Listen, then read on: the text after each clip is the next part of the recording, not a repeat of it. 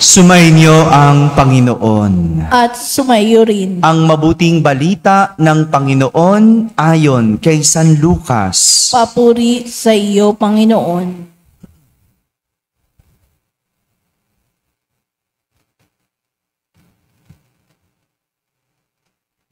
Noong panahong iyon, nilibot ni Jesus ang mga bayan at nayon. Nangangaral siya at nagtuturo ng mabuting balita tungkol sa paghahari ng Diyos. Kasama niya ang 12 at ilang babaeng pinagaling niya sa masasamang espiritu at mga karamdaman. Si Maria na tinatawag na Magdalena, mula sa kanya'y 7 demonyo ang pinalayas. Si Juanang asawa ni Kusa na katiwala ni Herodes, si Susana at marami pang iba. Ang ari-arian nila ang itinustos nila sa pangangailangan ni Jesus at ng kanyang mga alagad. Mga kapatid, ang mabuting balita ng Panginoon. Pinupuri ka namin, Panginoong Jesucristo. Umupo ang lahat at makinig sa homilya. Magandang umaga po sa inyong lahat. Magandang umaga sa mga nasa barangay, sa mga nasa tahanan na nagsisimba via online at sa lahat ng nasa abroad. Kasama kayo sa aming banal na pagdiriwang dito sa ating parokya. Isang araw, sa klase ng filosofiya, nagbigay ang isang propesor ng analohiya o analogy tungkol sa Diyos. Nagturo siya. No? Tinanong niya ang kanyang mga estudyante. Sabi niya, sino sa inyo ang nakakita na sa Diyos? Walang sumagot. Parang ganyan. Mga tulala naman kayo, no? Sabi ng teacher uli, nagtanong siya, sino sa inyo ang nakarinig na sa Diyos?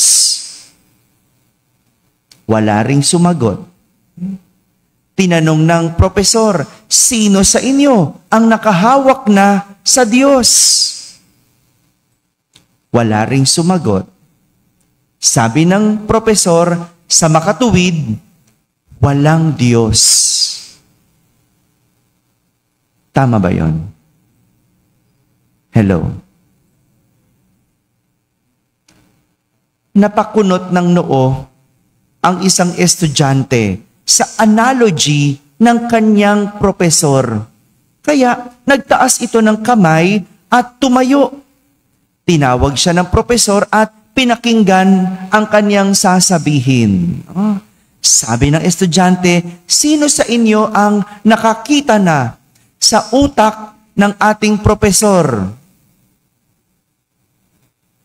Walang sumagot. Sino sa inyo ang nakarinig na sa utak ng ating propesor? Wala ring sumagot. Sino sa inyo ang nakahawak na sa ating propesor? Wala ring sumagot. Sabi ng estudyante, sa makatuwid, walang utak ang ating propesor. Tama ba? At nakakuha ng 100 grado ang estudyante. Naintindihan niyo ba yon? Totoo, higit sa pakiramdam ang pagkilala sa Diyos. Hindi mo man nakikita, hindi mo man naririnig, o nahahawakan, pero hindi ibig sabihin wala itong katotohanan at hindi umiiral ang Diyos. Dahil higit sa mga ito ang katotohanan na may Diyos. Dahil ang Diyos hindi lang nakikita, hindi lang naririnig o nahahawakan. Ang Diyos ay nararanasan. Sabihin nyo nga po, nararanasan ang Diyos.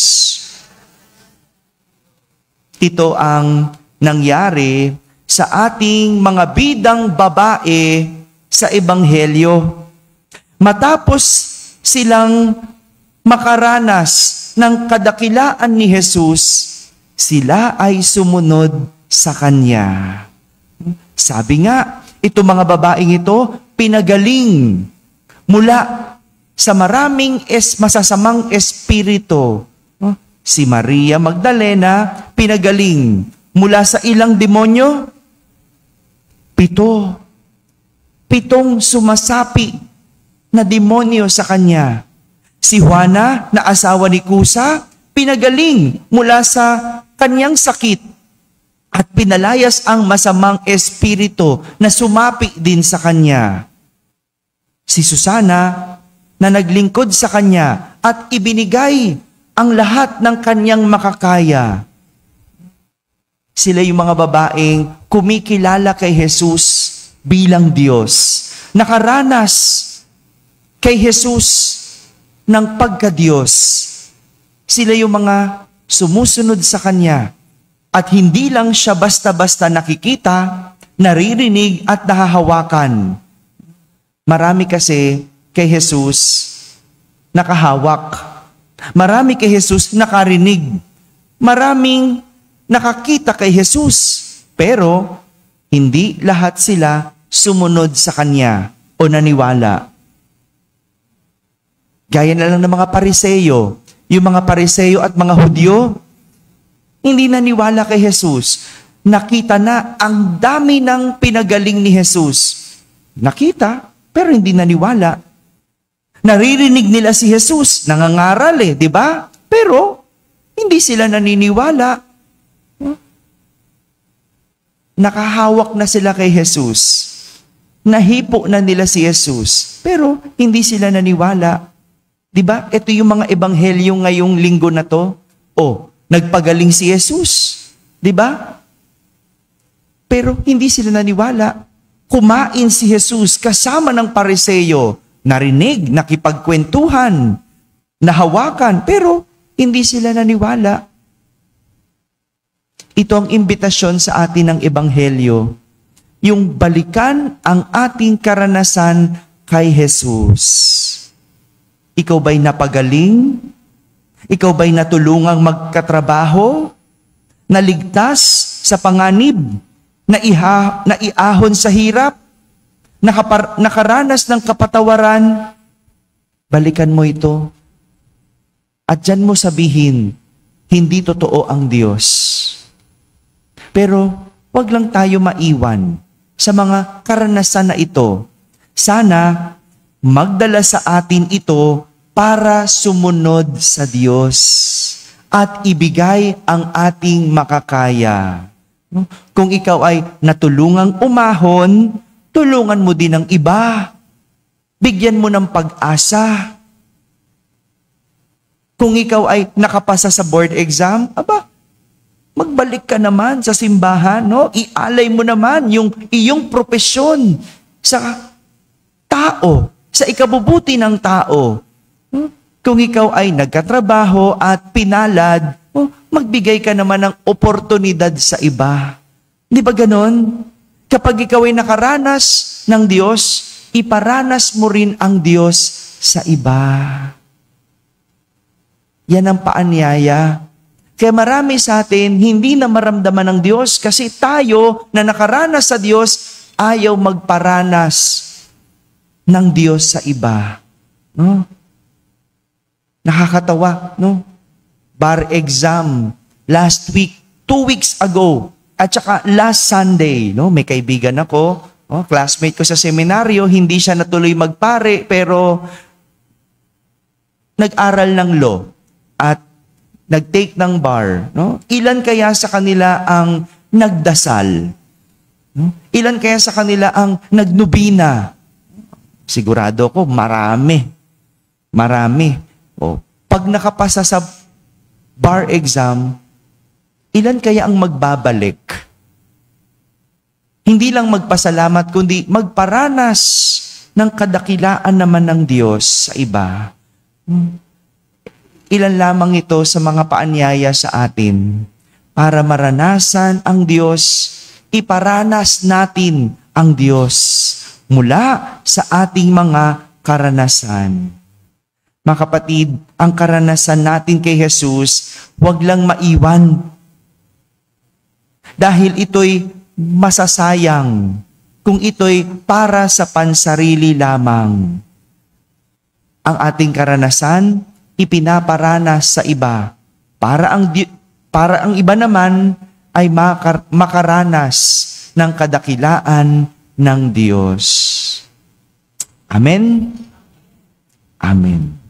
Pumupunta tayo sa simbahan, nagsisimba tayo araw-araw dahil alam natin, nararamdaman natin ang Diyos. Totoo ang Diyos at nasa simbahan. Tama? Tama. Pero hindi dapat naiiwan dito. Paglabas sa simbahan, ikaw na nakaranas sa Diyos, dapat ibahagi ang Diyos at maramdaman sa iyo ang Diyos. Ang project na hindi mo nakikita, ang project na hindi mo naririnig, ang project na hindi mo nahahawakan, anong tawag? Ghost project. Kasi hindi mo na nga nakita, hindi mo pa nahawakan, hindi mo narinig, at hindi mo naramdaman. Ang tawag, ghost project. Ang Diyos, hindi mo man nakikita, hindi mo man nahahawakan, hindi mo man naririnig, pero sigurado iyong mararamdaman. Pag-uwi, iparamdam ang Diyos dahil iyong siyang naranasan. Sumainyo ang Panginoon. At sumayo rin. At pagpalain kayo ng makapangyarihang Diyos, Ama at Anak at Espiritu Santo. Amen. Tapos na pong ating pagdiriwang, humaiking taglay ang pag-ibig at kapayapaan ni Kristo. Salamat sa Diyos.